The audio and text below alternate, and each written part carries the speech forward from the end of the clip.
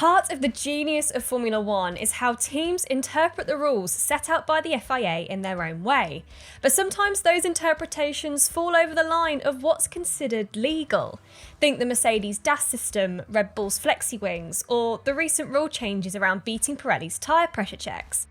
But on other occasions, there have been some significantly more blatant rule breaches, as teams desperately seeking to win have gained an advantage by dipping their toe into the unsavoury world of cheating. Here's part one of a look at the most memorable examples of cheats, exploits, and rule breaches that we've ever seen in Formula One.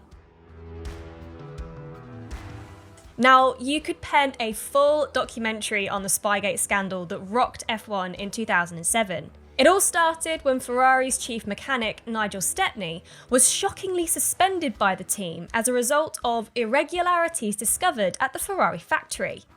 Ferrari then took legal action against a McLaren employee, which later was revealed to be their chief designer, Mike Coughlin. Stepney was accused of passing on a wealth of Ferrari documentation to Coughlin, believed to be almost 800 pages worth of Ferrari secrets, which Coughlin had given to his wife to take to a Woking-based photocopying shop. But the morally upstanding photocopier tasked with making the copy, who knows, maybe was a tifosi, blew the whistle to set the chain of events into motion. Although McLaren's own investigation found that no Ferrari documents had been passed to any of the members of the team or incorporated into their cars, the FIA found that McLaren had been in possession of the documents, even if they'd not implemented any of the ideas yet.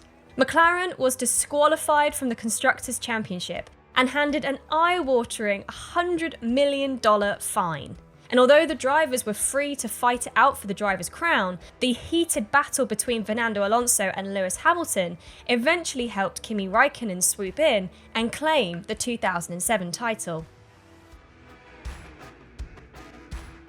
After Spygate, F1 played host to Crashgate in the following 2008 season. The Renault team, buoyed by the return of Fernando Alonso, had started to enjoy improved performance over the course of the season, and looked good ahead of the Singapore Grand Prix. But as Alonso was set to challenge for pole, his car suffered a fuel problem in Q2 and left the two-time champion stranded on track and unable to set a time, lining up P15 on the grid. In the race, Alonso made a pit stop on lap 12 to rejoin at the back of the field, but that's when things started getting a little weird.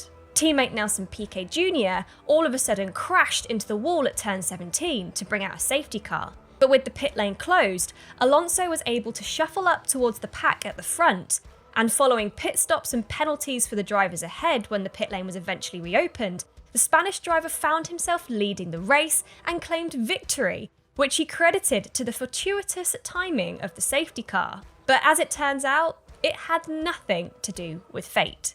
It had all been a carefully orchestrated move. And Piquet, after being dropped unceremoniously by the team midway through 2009 owing to poor performances, went to the FIA with his testimony that Flavio Briatore and Pat Symonds had asked him to crash on purpose to bring out a safety car and give Alonso the opportunity to score victory. Alonso, however, was not considered to have been one of the conspirators in the crash. Briatore and Symonds left Renault in September 2009 following the allegations, and it became apparent that Piquet's allegations were true.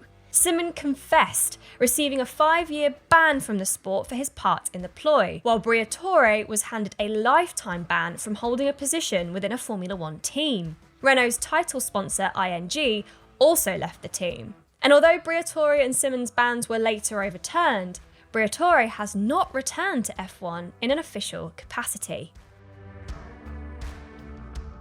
Whilst Michael Schumacher is undoubtedly one of the best drivers to ever have driven in Formula One, amassing 7 world titles and 91 wins in his illustrious career, he was not above playing within a grey area of the rules, resorting to using robust tactics on the circuit to secure an advantage at crucial moments. The first and arguably most obvious of the 3 high-profile moves was Schumacher's collision with Damon Hill at Adelaide in 1994.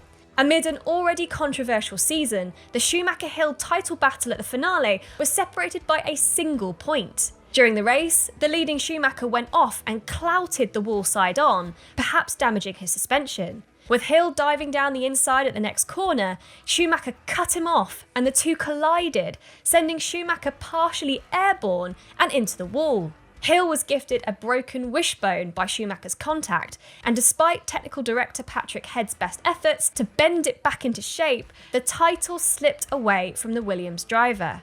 Schumacher then tried a similar move on Jacques Villeneuve 3 years later. As the two approached the dry sack corner at Jerez, Villeneuve made his move down the inside of the Ferrari driver, who turned his wheel and hit the Williams with a broadside strike on the side pod. Schumacher then drifted into the gravel and was lodged there, leaving Villeneuve only needing to nurse the car home in the points to claim the title.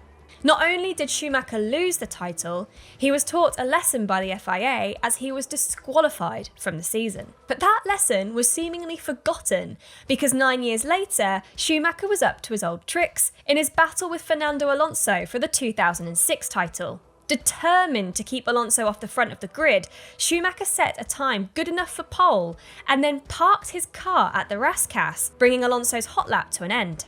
Schumacher contended that he'd simply locked up, but the FIA felt that it was a deliberate tactic to secure pole at a notoriously difficult circuit to overtake on, and demoted him to the back of the grid.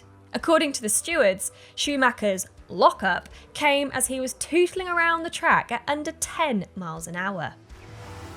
Which of these examples shocked you the most? Well, this is just part 1 of a 3-part series on cheating, so make sure you're subscribed to the channel for the next episode. Thanks, and we'll see you next time.